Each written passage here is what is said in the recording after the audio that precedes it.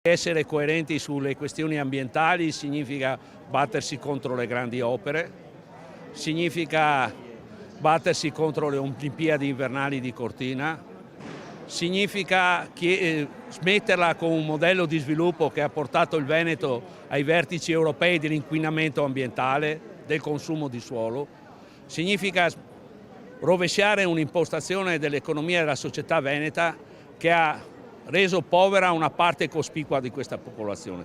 Si presenta così Paolo Benvenu, storico leader di Rifondazione Comunista a Padova e in Veneto. Sul simbolo che presenteranno alle elezioni regionali del prossimo 20 e 21 settembre si legge solidarietà, ambiente e lavoro. Questi i 3 punti cardine della sua candidatura. Che sta dentro le stesse parole che abbiamo usato per la nostra lista: solidarietà, ambiente e lavoro.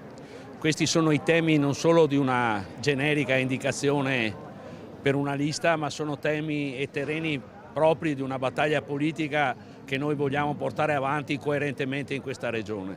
La scelta è quella di correre da soli, non nel centro-sinistra con un partito democratico egemone che secondo Paolo Benvenu non risponde più alle esigenze dell'elettorato e ai suoi valori. A noi non ci piace il fatto che si faccia una coalizione di centro-sinistra dove ci sono le forze che hanno sostenuto l'autonomia differenziata di Zaia, che sono d'accordo con le grandi opere, che sono quelle che in Parlamento hanno votato per il Job Act, producendo la precarietà che vediamo.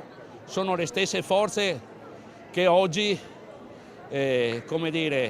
criticano Zaia sul tema della sanità, ma nelle regioni governate dal centro-sinistra la realtà diciamo che è più o meno la stessa. Insomma, le politiche di tagli alla sanità hanno investito il Veneto così come hanno investito altre regioni. Forse il Veneto anche meno, a dire la verità.